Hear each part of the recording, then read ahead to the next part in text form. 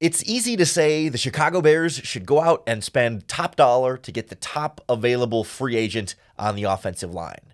But Ryan Poles doesn't just need one upgrade on the offensive line. He needs 3 or 4.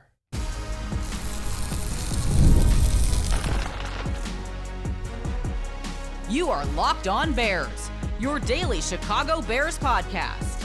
Part of the Locked On Podcast Network, your team every day. This is Locked On Bears, and I'm your host, Lauren Cox. I'm here to bring you your daily, in-depth Chicago Bears news and analysis. You can follow me on Twitter at CoxSports1, and you can follow the podcast at Locked On Bears on TikTok, Instagram, Facebook, Twitter, and the Locked On Bears YouTube channel, where you can keep up with all of our video podcasts as well. Thanks for making Locked On Bears your first listen today. We're part of the Locked On Podcast Network, your team every day. Today's episode is brought to you by PrizePicks. Go to prizepicks.com/LockedOnNFL and use our promo code LockedOnNFL to win $50 instantly when you play $5. On the show today, we look at the upcoming free agency of Kansas City Chiefs right guard Trey Smith, a popular name connected to the Chicago Bears in upcoming free agency, if he even hits free agency, which it sounds like he will, but is not guaranteed at this part of the process. He still has another game to play before that conversation really enters his life. But what I want to do is look at why this is not the move for the Bears to make in free agency. Yes, he's the top guy, but he's going to cost top dollar. And that doesn't always, and perhaps less often than you think, doesn't usually pan out the way teams expect top free agent money to pan out. Most of the time, you end up a little bit disappointed, and you're not really getting your money's worth there. And given where the Bears are in their offensive line needs, focusing all that money into one of the spots isn't the wisest investment for giving Caleb Williams the best possible protection up front. It also doesn't fit how Ryan Poles tends to approach free agent signings. So we'll kind of look at it from all three of those perspectives here. But I want to start with a little bit of a historical look at why going out and getting the top offensive lineman doesn't tend to work the way teams want it to. Now, I'll preface this by saying, typically, when you go out and sign the most expensive offensive lineman in free agency, you're not getting a bust, right? It's not going to be that the guy is bad and you completely wasted your $20 million a year on that contract. The point I'm going to make here is that the players that sign for the most money in free agency on the offensive line don't end up playing up to their contract value. They're not bad. They're just not worth the amount of money that they're being paid. And they play at a level of a player who, compared to players making a lot less than them. It's not the wisest financial investment. You're not getting the most bang for your buck by spending top dollar on the biggest named free agent offensive lineman. And we've seen a fairly consistent track record of this in recent years. You look at this past offseason, 2 biggest offensive line contracts he's handed out on the interior there. Robert Hunt, the guard, signs with the Carolina Panthers on a $20 million a year deal, the type of range we're talking about for Trey Smith. Now, I'm sure we're not all offensive line experts here. I don't think any of us are offensive line experts here, and we can't sit here and rank guards in the NFL from 1 to 20, or from 1 to 32 even. But was Robert Hunt one of the best guards in football this season? Did you hear a lot about Robert Hunt having such a stellar season for the Carolina Panthers this year? He's not really in that conversation. And I think of Quinn Miners in Denver, or Chris Lindstrom in Atlanta had a good year, Landon Dickerson in Philadelphia, the likes of Quentin Nelson in Indianapolis, even a rookie like Dominic Puni in San Francisco had a good year. Joe Thuney in the Chiefs is someone we talk about a lot in the offensive line world.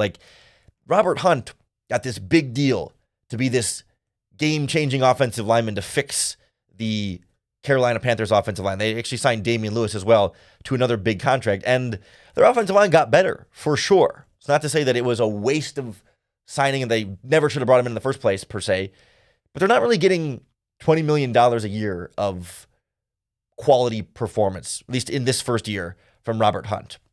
Or Jonah Jackson leaves Ben Johnson's Detroit Lions goes to the Los Angeles Rams for $17 million a year, only plays in 4 or 5 games, and was okay to decent in those 4 or 5 games, but like not having that instant impact. Think back a couple of years.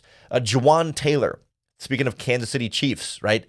He signs with the Chiefs for $20 million a year coming from the Jacksonville Jaguars, and since then, he's been okay. He hasn't been a bust. He's been good for them, has a ton of penalties, and is like not the strongest member of their offensive line. He might be one of the weaker links on that offensive line, all things considered. When you think about Creed Humphrey and Trey Smith and Joe Thuney on that line, like Jawan Taylor's, 4th or 5th best lineman on the Chiefs right now. I mean, I'm not here to debate that as much as like he's getting $20 million a year and was not this home run addition who solved all the Chiefs offensive line problems. Even Mike McGlinchey, who the Bears were bidding heavily on when he left the San Francisco 49ers and goes to the Denver Broncos, like, yes, he was an upgrade for them at $17.5 million, but he hasn't been this elite dominant player for them. Quinn Miners, Ben Powers, Garrett Bowles, like they've got other good offensive linemen. He's getting a lot of money there to just be good, but not great. Orlando Brown goes from the Chiefs to the Bengals and has kind of busted out there a little bit. Like we see year after year, it's the big money free agent offensive linemen that don't bust, but tend to underwhelm. And that's kind of where I'm at with Trey Smith, where I think if the Bears signed Trey Smith, he would come in and he would be a really, really solid starting guard for them. And that's something they need. But like, he just made the Pro Bowl this year for the first time. And is he going to make the Pro Bowl every year from here on out if he comes to Chicago, or is he just going to be a pretty good offensive lineman?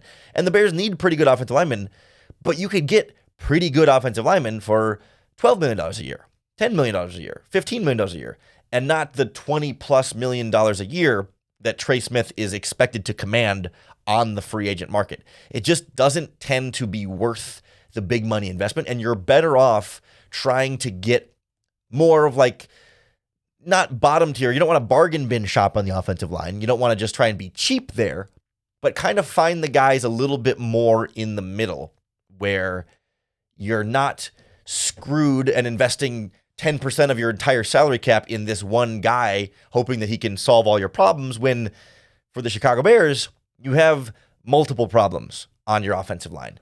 And that's the other big part of this Trey Smith conversation. Even if, Trey Smith was going to be worth every penny of that $20 million a year, or whatever, $20+ million a year that he's likely to get here, you still need cap space to sign another guard and another center, plus everything else on your roster. Maybe another wide receiver, maybe another tight end, maybe a pass rusher or two, some more depth in the secondary. Like the Bears have a lot of holes to fill. They have a lot of salary cap space to do it, but the more you invest in one specific offensive lineman in Trey Smith, the less you have to invest in other offensive linemen and other needs across your roster. And yes, they have cap space, but $20 million takes a nice big chunk out of that maybe just isn't exactly where the Bears need to be. If you had one hole on your offensive line and you just had this one problem at right guard and you want to make that all-in splash sign and just get Trey Smith, lock that spot up, and then your offensive line is good, that's a much easier sell. But the Bears have more work to do than just Trey Smith and more to invest than just one big position there. It just doesn't fit necessarily with where the Bears are at from a team-building standpoint and also just from an offensive line philosophy. I don't think it fills what the Bears need best. So I want to take a look at sort of the Bears' needs here more specifically and what the more sound team-building strategy is up front than getting the top guy next on Locked On Bears. This episode of Locked On Bears is brought to you by Gametime.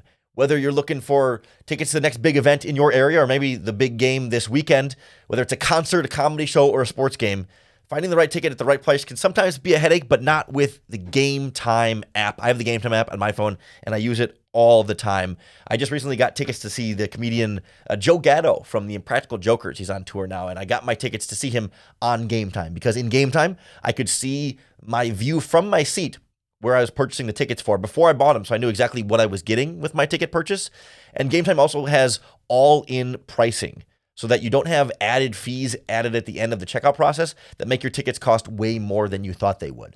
So If you're ready to make your next event even better, download the Gametime app, create an account, and use our promo code LOCKEDONNFL for $20 off your first purchase. Terms apply. Again, that's promo code LOCKEDONNFL for $20 off.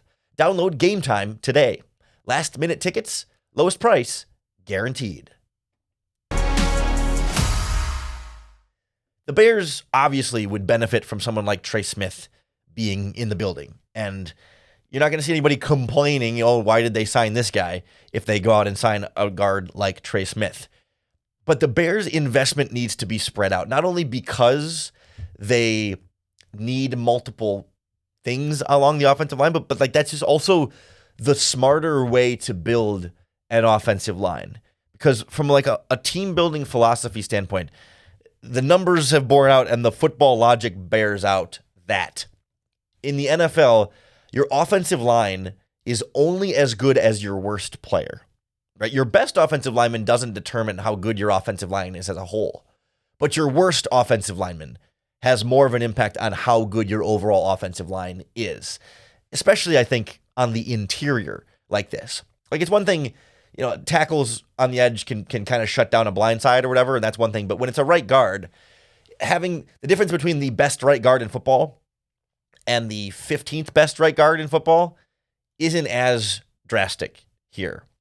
Because if you think about how defenses attack opposing offensive lines, right? If you're Dennis Allen scheming up your pass rush this week against an opponent, right? You're going to look for the worst spots on the offensive line, and you're going to attack those weaknesses. We're going to blitz this guy. We're going to run stunts at this guy. We're going to try and not have, you don't want to send your pass rushers against their best offensive lineman. You kind of want to rush away from them, right? You want to try and disguise a blitz so you're not really putting their great offensive lineman in a position to stop you, and you want to put the pressure on their bad offensive lineman to stop you. And so it's great if one of your offensive linemen is a $20 million man in Trey Smith, but if your other offensive linemen aren't very good, they're just going to attack those guys instead. And so as whatever your weakest offensive lineman is, dictates how good your offensive line is. It's a group, not an individual. And adding one great individual is great, but you need them to be a great group. You need your worst offensive lineman to be as good as possible. You don't necessarily need your best offensive lineman to be as good as possible. It's nice if you can have the best offensive tackle in football or the best guard or the best center in football. That's a great thing to have, and it helps. And you would rather have the best center than the 10th best center. But if you've got a top 5 right tackle and a top 5 right guard and a top 5 center and then a 32nd ranked left guard and a 20th ranked left tackle, your right side is going to be great, but how good is your pass rush going to be as a whole overall? Because the opposing defense is just going to keep blitzing you on the left side. They're going to put their best pass rushers on the left side, and there's no way of taking your great right tackle and making him block the left side. You know what I mean? You can't. Every player on the offensive line can only go so far. You can slide protections and you can add tight ends and running back, but then all of a sudden, you're letting the defense dictate your offense quite a bit because of your holes on your offensive line. And it's great that you have a top 5 right tackle and a top 5 right guard in this hypothetical, right? It's so nice to have those players. But if you have big holes elsewhere still, you still have an offensive line problem. You're better off having 5 offensive linemen who are all average starters than have two elite offensive linemen and 3 below average offensive linemen, right? You need to have a bare minimum of good across the board, and then you can start to upgrade from there. And so signing someone like Trey Smith limits how good the rest of your offensive line can be. If you're putting $20 million into Trey Smith, maybe you only have then $5 million to put in the center and $5 million to put in the other guard. Or you could take that $30 million and go 10-10-10. And of course, none of those 3 10-10-10 guys are going to be as good as Trey Smith, but your other 2 guys are going to be better than the other 2 options you would have paired with Trey Smith, right? It's about having the best group as a whole. And that one upgrade at that one spot is great if you don't have any other holes. But the Bears have other holes to fill in the offensive line, and so you don't need to go get the top guy in the market. You need to get 3 very good guys for the price of 1 top guy and 2 average guys. That's what the Bears need. You can't blow $20 million on your right guard and then kind of skimp on the rest of them. We've seen the Bears go cheap on the offensive line too much. We've seen what that looks like. And going expensive on one player and then cheap on the other players doesn't solve the problem. You're still going cheap there, but you can't afford to go big, big, big either. So you have to kind of go medium, medium, medium, or like, maybe medium large and then medium small. But like the Bears need to fill this offensive line with the middle class here. And that's perfectly fine. The Bears don't need 5 Pro Bowlers on the offensive line. You just need 5 good players. And if any of them make the Pro Bowl, that's great. And that's what your offensive line coach is supposed to do, is take good players and make them great. If this new offensive line coach, Dan Rashar, is any good, he can take 5 offensive linemen of pretty good players and get them to be better than they've been in the past. So invest across the board and not so concentrated in one spot, especially because that one spot is the guard position. And we just haven't seen the guard position be individually that valuable, right? You see across the NFL, tackles get paid more. Tackles are on an island more, that they do matter. Like interior pressure matters a lot, but the interior is a combination of guard, center, guard. Like you should invest a lot in guard, center, guard, and you should invest a lot in offensive tackle. But like one specific individual guard is not necessarily the place to invest the most amount of money in. You look in the NFL draft, tackles go in the top 5, guards go 20th, 25th, late first round, tackles go early first round. You can find starting caliber rookie guards in the 3rd round, sometimes in the 4th round. Like the NFL tells you how these positions are valued, and guard is not as valuable. It's a valuable position. I'm not trying to say it's useless and the Bears shouldn't invest anything in guard. But when we're talking about top dollar for Trey Smith, top of the line free agent contract, that's not where money is going to be most wisely invested in Chicago. We've talked about it a little bit before. Like there are other good guard options out there that are not Trey Smith. I mean, you look in free agency right now. Yeah, Trey Smith is at the top. Obviously, Tevin Jenkins is going to be on that conversation, but you could grab Ben Johnson's Detroit Lions right guard, Kevin Zeitler. Like, yeah, he's 35. He's not going to be your long-term option there, but he's a guy who could be a nice fit there, and you can draft and develop some other players. Or Mekhi Becton from the Eagles is going to be a free agent this offseason. 26 if you want to go with the young guard, but he might not get quite as much money as Trey Smith is going to get. That could be a nice alternative there. Or Will Freeze from the Colts is a younger guy. He was hurt this year, so we'll see what that gets in the mix there. But there's some good options there. There's some good veteran guys like Brandon Scherf from the Jaguars or Zach Martin from the Cowboys who can still give you 1 or 2 good years. You don't have to find your 5-year starting guard in free agency. That's kind of what the NFL draft is for. Free agency is supposed to be like supplementing, short term, fill some quick holes, but you want to build your long-term roster through the draft. And so I don't know that going out and getting Trey Smith is always going to be the most intelligent decision for the Bears building this offensive line smartly when you've got other needs on your offense to fill as well, and also need to make sure you're investing properly in multiple offensive line spots, just not Trey Smith. Because at the end of the day, going and spending top dollar on the top player at the position is not how Ryan Poles tends to do this. It has not been his track record as a general manager doing that in free agency and making those type of splash moves. So we'll take a look at what more we could actually expect from Ryan Poles, if not a big splash signing of Trey Smith, next on Locked On Bears. This episode of Locked On Bears is brought to you by PrizePicks. The big game is almost here. There's no better way to make it even more exciting than with PrizePicks, the best place for daily fantasy sports. With over 10 million members and billions of dollars in winnings awarded, PrizePicks makes it fun and simple to get in on the action. Here's how it works. You pick more or less on at least 2 players' stat projections. And if you're right, you could win up to 1,000 times your cash. PrizePicks even has a free pick for the big game where Patrick Mahomes only needs to throw 1 yard to count as a win for you. So then if you just pair that with 1 more correct pick, you're already cashing out. Whether it's the big game or any of your other favorite sports, right? Basketball, baseball, soccer, hockey, tennis, boxing, you name it, they've got it all in PrizePicks, and it makes it that much more fun to tune in and see if you can get your picks right. Download the PrizePicks app today and use our promo code LOCKEDONNFL to get $50 instantly after you play your first $5 lineup. That's code LOCKEDONNFL for $50 instantly, win or lose on your first $5 lineup at PrizePicks. Run your game. Ryan Poles will spend in free agency. The Bears have to spend salary cap space in free agency. It's not as though he doesn't sign free agents or doesn't spend big money on free agents. But what he doesn't do is get in a bidding war and overpay for free agents. We've seen fairly consistently in his general managing career here, the Bears are reported and rumored and confirmed to be in negotiations for top players at their positions. And then at some point, they're bidding against other teams, and Ryan Poles backs out and says, you know what, I'm done. Like, he comes into those negotiations with a certain number on how much he's going to spend on that player.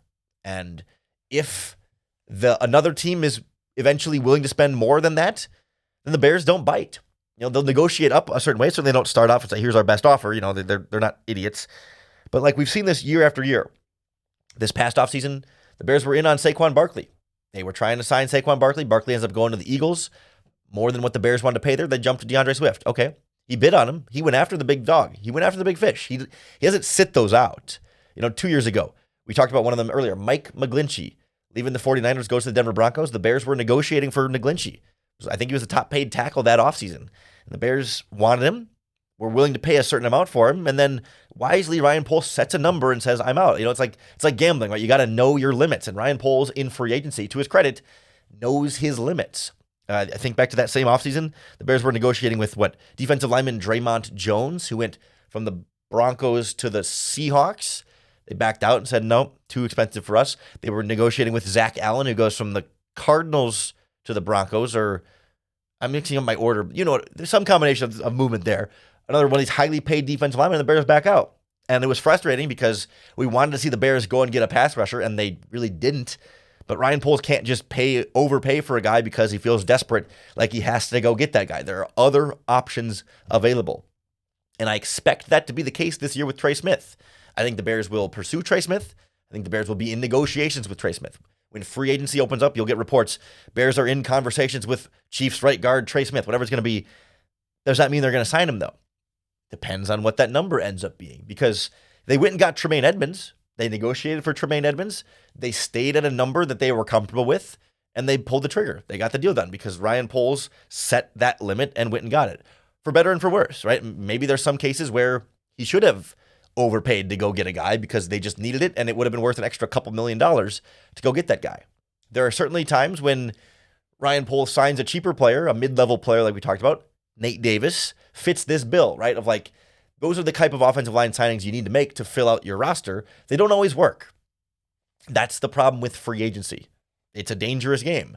But I would rather it not work for $10 million a year than not work for $20 million a year, right? Like, the Bears cut Nate Davis this season and were not financially devastated. Like, it's much more tolerable risk at a lower salary cap value than at such a higher salary cap value. So if I look at how I want to see Ryan Poles and the Bears approach it this offseason, I think we've talked about the general strategy a little bit, but we can look more specifically in this. Like, I want to pair veteran free agent with rookie at every position of need, if possible. So when we think about the interior of the offensive line, the guard spot, right? I look at this list of free agents and say, okay, I don't need to pay top dollar for Trey Smith. I don't even really need to pay top dollar for Mekhi Becton. What I would rather go out and do is sign one of these old guys. I mean, old, NFL old. Sign 35-year-old Kevin Zeitler. Sign 34-year-old Zach Martin. And then draft a guard or two in the draft and say, okay, Zeitler's going to be your right guard for this season.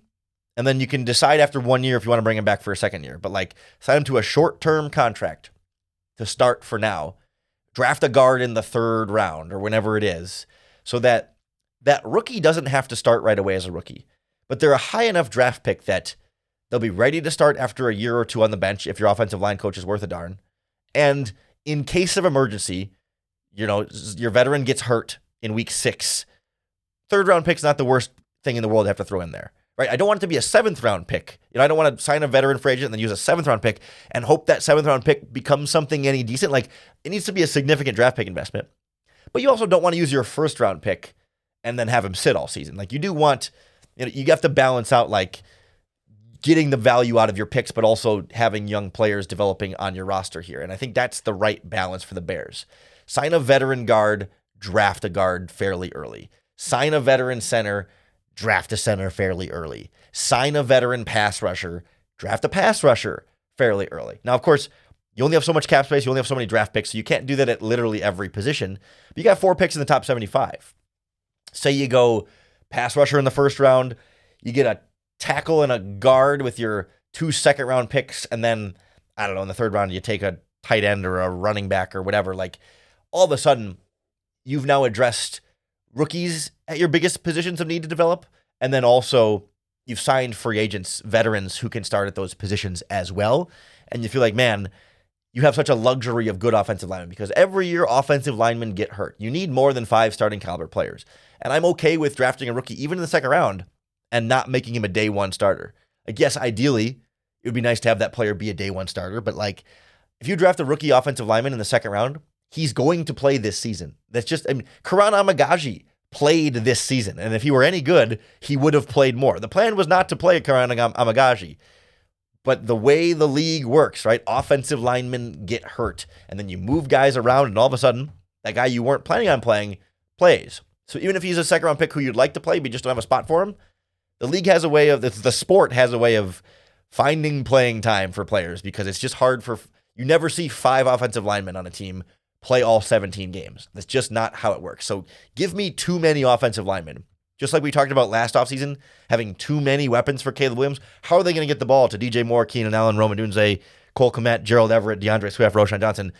Give me the too many players and we'll figure it out later. Give me too many good offensive linemen because we've never in my lifetime had a Chicago Bears offensive line with too many good offensive linemen.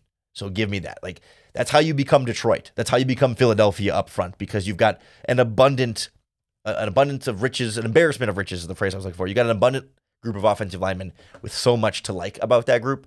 Double up in free agency, double up in the draft. And the only way you can do that is if you don't sign someone like Trey Smith to a massive contract, or you don't trade draft picks to the Chiefs. If the Chiefs transition tag Trey Smith and then try and trade him to get picks, you don't then give up picks and a contract to a player because that gets in your way of not only signing other players, but also filling out the rest of your roster with young depth to grow and develop with this young Bears football team. This team is not one piece away. This team is not one trade, one signing away. This is not a Myles Garrett away from the Super Bowl. This team's not a Trey Smith away from the Super Bowl. They're certainly not a Cooper Kupp away from the Super Bowl. This is not the time to go build or to go make that big splash. Solidify the base foundation of your team, then add to it from there. And getting these 4 draft picks and using these 4 top draft picks and using this salary cap space wisely to fill in some of the cracks is how you set that really solid establishment for Ben Johnson and Caleb Williams to get off on the right foot, for Dennis Allen to get off the right foot. And then after a year of those guys, they'll get a better sense of, okay, what these players on the roster can and can't do, how much they can coach them up, who's the right fit and who's not the right fit. And then next offseason, we can talk about, okay, they really need this. We learned in year 1 that they didn't have this. They needed this. This player wasn't the right fit. They got to replace this guy because he's just not the right fit for this team. Then go out and make that splash. Leverage future draft picks. Leverage future salary cap space. And then go all in on winning from there. But like year 1 with Ben Johnson and Dennis Allen is not the time to blow all your cash and all your draft picks on getting the big splash just now. It's true whether it's Trey Smith or Myles Garrett or whoever.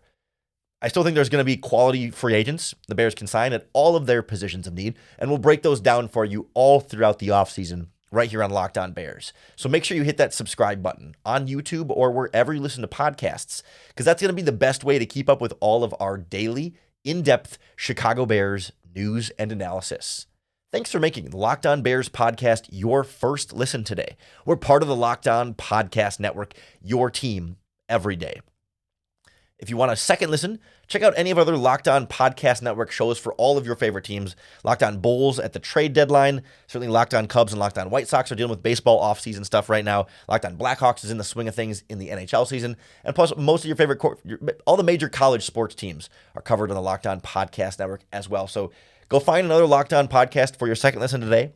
Come back tomorrow. Make Locked On Bears your first listen once again for another opportunity to bear down.